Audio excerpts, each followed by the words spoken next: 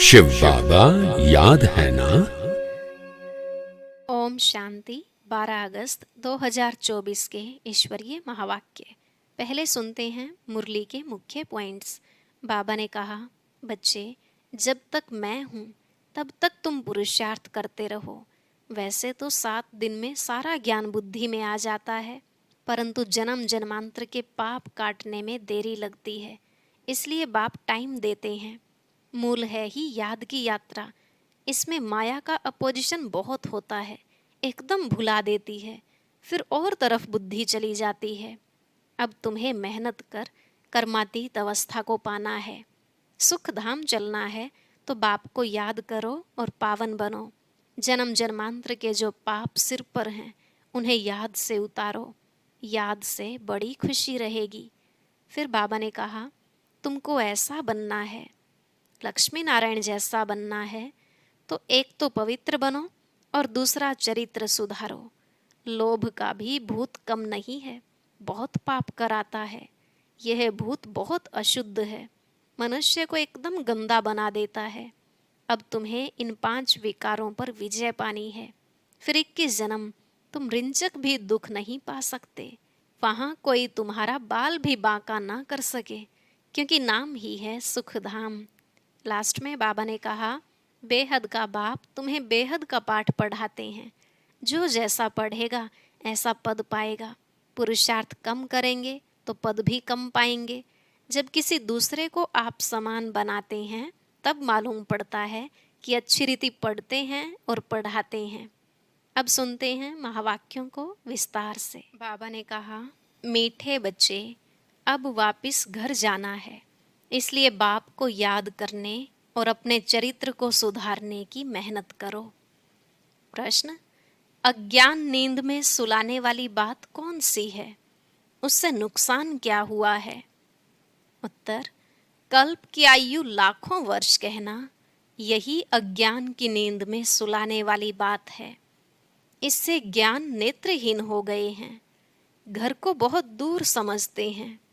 बुद्धि में है अभी तो लाखों वर्ष यहाँ ही सुख दुख का पार्ट बजाना है, इसलिए पावन बनने की मेहनत नहीं करते हैं। तुम बच्चे जानते हो अभी घर बहुत नज़दीक है, अब हमें मेहनत कर कर्मातीत बनना है। ओम शांति। मीठे मीठे बच्चों को अब बाप ने घर याद दिलाया है। भल भक्ति मार्ग में भी घर को याद करते हैं, परंतु वहाँ जाना कब है, कैसे जाना है, वह कुछ भी नहीं जानते। कल्प की आयु लाखों वर्ष कह देने के कारण घर भी भूल गया है। समझते हैं लाखों वर्ष यहाँ ही पार्ट बजाते हैं, तो घर भूल जाता है। अभी बाप याद दिलाते हैं, बच्चे, घर तो बहुत नज़दीक है, अब चलेंगे अपने घर। मैं तो तुम बच्चों के बुलावे पर आया हूँ, चलेंगे। कितनी सहज बात है। भक्ति मार्ग में तो पता भी नहीं पड़ता कि कब मुक्ति धाम में जाएंगे। मुक्ति को ही घर कहा जाता है। लाखों वर्ष कह देने के कारण सब भूल जाते हैं।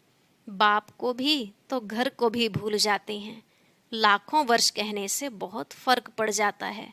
अज्ञान नींद में जैसे सो जाते हैं, किसको भी समझ में नहीं आता। भक्ति मार्ग में घर कितना दूर बताते हैं। बाप कहते हैं, वाह, मुक्ति धाम में तो अभी जाना है। ऐसे थोड़े ही है तुम कोई लाखों वर्ष भक्ति करते हो, तुमको पता भी नहीं कि भक्ति कब से शुरू हुई है। लाखों वर्ष का हिसाब तो करने की दरकार ही नहीं। बाप को और घर को भूल जाते हैं। यह भी ड्रामा में नोंद है, परंतु नायक इतना दूर कर देते हैं। अब बाप कहते हैं, बच्चे, घर तो बिल्कुल नज़दीक है, अब मैं आया हूँ तुमको ले चलने। घर चलना है, परंतु पवित्र तो जरूर बनना है। गंगा स्नान आदि तो तुम करते आए हो, परंतु पवित्र बने नहीं हो। अगर पवित्र बनते तो घर चले जाते, परंतु घर का भी पता नहीं तो पवित्रता का भी पता नहीं। आधा कल्प से भक्ति की है तो भक्ति को छोड़ते ही नहीं। अब बाप कहते हैं, भक्ति पूरी होती है। भक्ति में तो अपरमपार दुख रहता है। ऐसे नहीं कि तुम बच्चों ने लाखों वर्ष दुख देखा है। लाखों वर्ष की तो बात ही नहीं, सच्चा सच्चा दुख तो तुमने कलयुग में ही भोगा, जबकि जास्ती विकारों में गंदे बने हो। पहले जब रजों में थे तो कुछ समझ थी, अभी तो बिल्कुल बेसमझ हो गए हैं। अब बच्चों को कहते हैं सुख धाम चलना है तो पावन बनो। जन्म जन्मांतर के जो पाप सिर पर हैं उन्हें याद से उतारो, याद से बड़ी खुशी रहेगी। जो बाप तुमको आधा कल्प सुख धाम में ले जाते हैं उनको याद करना है। बाप कहते हैं तुमको ऐसा लक्ष्मी नारायण जैसा बनना है तो एक तो पवित्र बनो और चरित्र सुधारो। विकारों को कहा जाता है भूत। लोभ का भी भूत कम नहीं है। यह भूत बहुत अशुद्ध है, मनुष्य को एकदम गंदा बना देता है। लोभ भी बहुत पाप कराता है। 5 विकार बहुत कड़े भूत हैं, इन सब को छोड़ना है। लोभ को छोड़ना भी ऐसा मुश्किल है जैसे काम को छोड़ना मुश्किल है। मोह को छोड़ना भी इतना मुश्किल हो जाता जितना काम को छोड़ना। छोड़ते ही नहीं, सारी आयु बाप समझाते आए हैं तो भी मोह की रग जुटी हुई रहती है। क्रोध भी मुश्किल छूटता है। कहते हैं बच्चों पर क्रोध आता है, नाम तो क्रोध का लेते हैं ना। कोई भी भूत न आए, उन पर विजय पानी है। बाप कहते हैं जब तक मैं हूँ तब तक तुम पुरुषार्थ करते रहो। बाप कितना वर्ष रहेंगे? बाप इतने वर्षों से बैठ समझाते हैं, अच्छा ही टाइम देते हैं। सृष्टि चक्र को जानना तो बहुत सहज है, 7 दिन में सारा ज्ञान बुद्धि में आ जाता है। बाकी जन्म जन्मांतर के पाप कटने में देरी लगती है, यही मुश्किलात है। उसके लिए बाबा टाइम देते हैं। माया का अपोजिशन बहुत होता है, एकदम भुला देती है। यहाँ बैठते हैं तो सारा समय याद में थोड़े ही बैठते हैं, बहुत तरफ बुद्धि चली जाती है। इसलिए टाइम देना है, मेहनत कर कर्मातीत अवस्था को पाना है। पढ़ाई तो बहुत सहज है।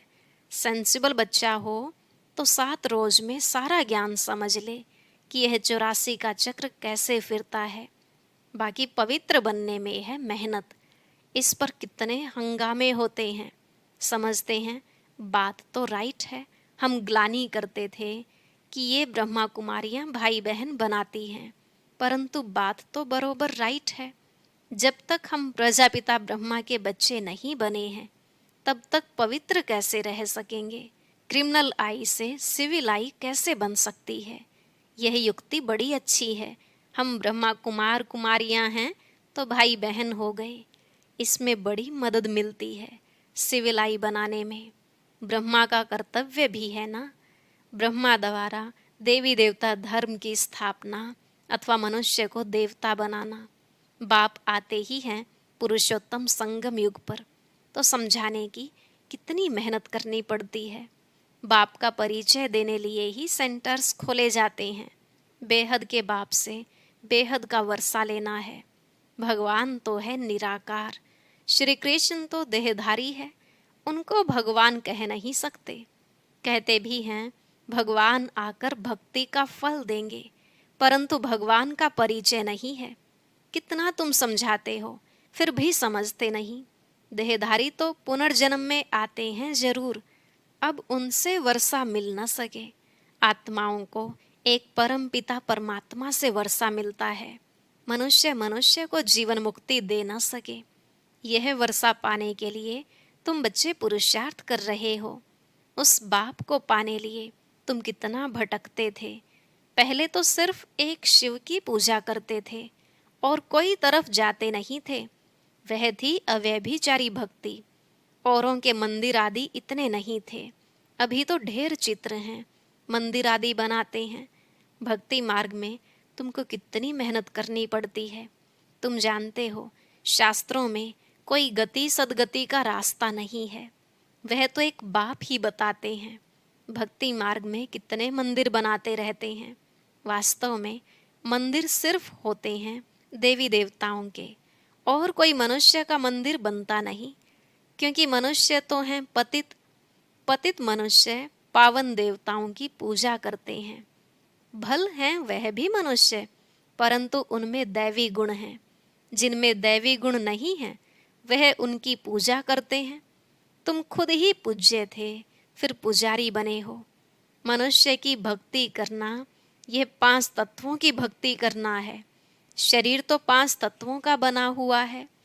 अब बच्चों को मुक्ति धाम में चलना है, जिसके लिए इतनी भक्ति की है। अब अपने साथ ले चलता हूँ। तुम सतयुग में चले जाएंगे। बाप आए ही हैं पतित दुनिया से पावन दुनिया में ले चलने। पावन दुनिया है ही 2, मुक्ति और जीवन मुक्ति। बाप कहते हैं, मीठे मीठे बच्चों, मैं कल्प कल्प संगम युग पर आता हूँ। तुम भक्ति मार्ग में कितने दुख उठाते हो। गीत भी है ना, चारों तरफ लगाए फेरे, फिर भी हरदम दूर रहे। किससे? बाप से। बाप को ढूंढने के लिए जन्म बाई जन्म फेरे लगाए, परंतु फिर भी बाप से दूर रहे। इसलिए बुलाते हैं, हे पतित पावन आओ, आकर पावन बनाओ। बाप के सिवाय और कोई बना न सके। तो यह खेल ही 5000 वर्ष का है। ड्रामानुसार हर एक पुरुषार्थ करते हैं।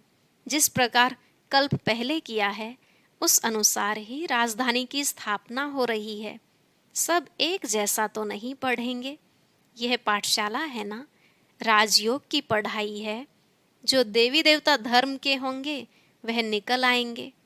मूल वतन में भी जो संख्या है वह एक्यूरेट होगी, कम जास्ती नहीं। नाटक में एक्टर्स का अंदाज बिल्कुल पूरा है, परंतु समझ नहीं सकते। जितने भी हैं उतने एक्यूरेट हैं, फिर भी वह आकर पार्ट बजाएंगे। फिर तुम आते हो नई दुनिया में, बाकी सब वहाँ चले जाएंगे। अभी कोई गिनती करे तो कर सकते हैं। अभी बाप तुमको बहुत गुहिये गुहिये पॉइंट्स बताते हैं। शुरू की और अभी की समझाने में कितना फ़र्क है। पढ़ाई में टाइम लगता है।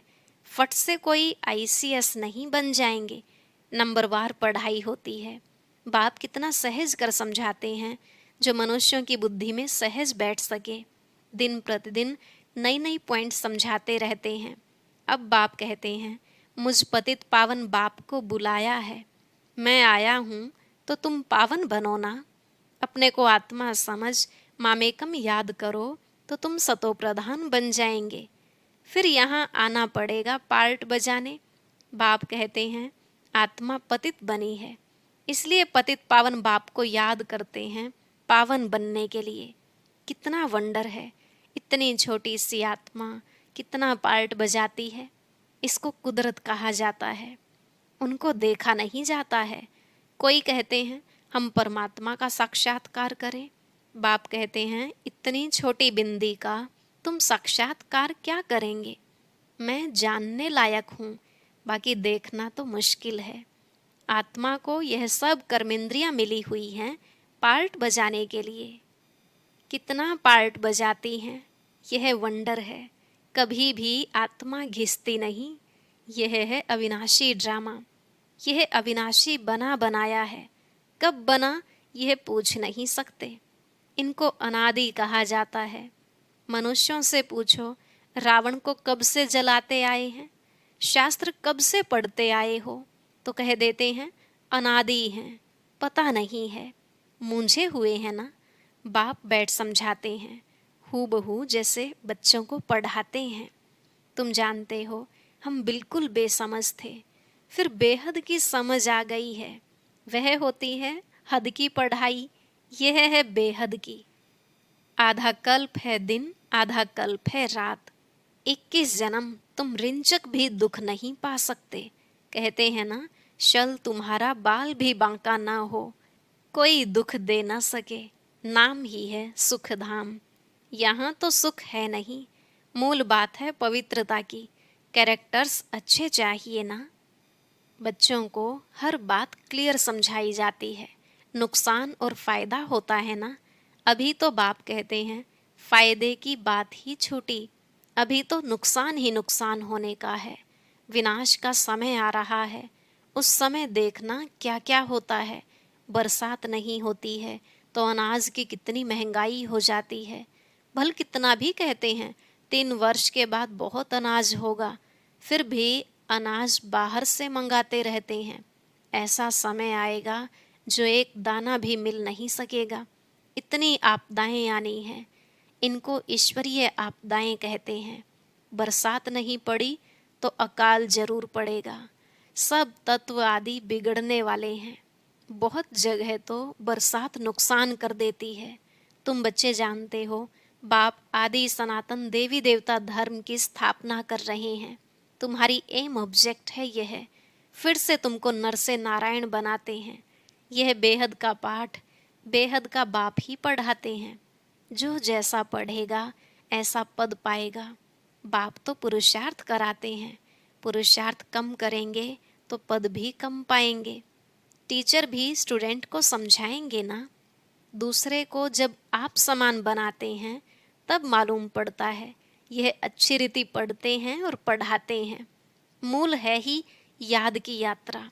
सिर पर पापों का बोझा बहुत है। मुझे याद करो तो पाप भस्म हो।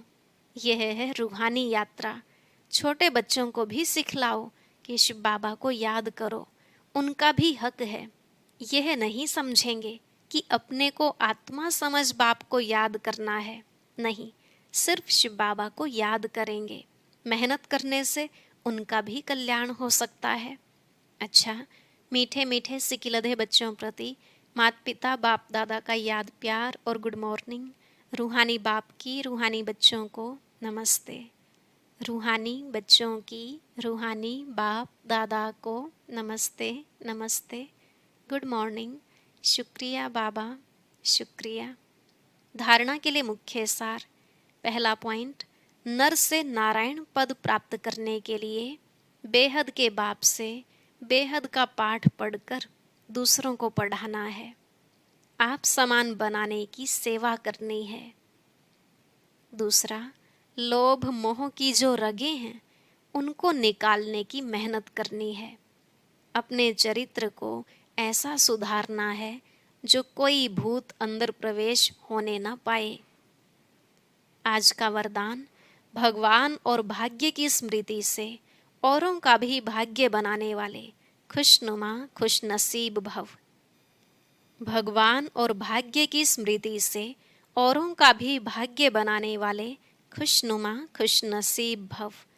बाबा ने कहा, अमृत वेले से लेकर रात तक अपने भिन्न भिन्न भाग्य को स्मृति में लाओ और यही गीत गाते रहो, वाह मेरा श्रेष्ठ भाग्य।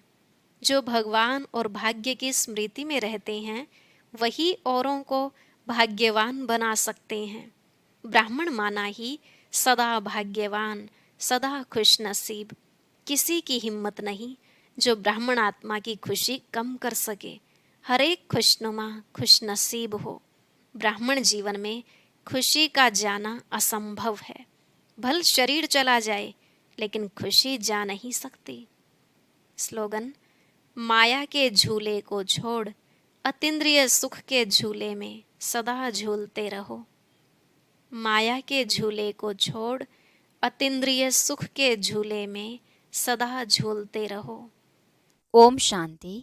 बाबा ने बताया कि बच्चे विघ्न आने पर उनको सहजता से पार क्यों नहीं कर पाते हैं, क्योंकि मेजॉरिटी बच्चे उस समय बाबा के उच्चारे हुए इन महावाक्यों को भूल जाते हैं।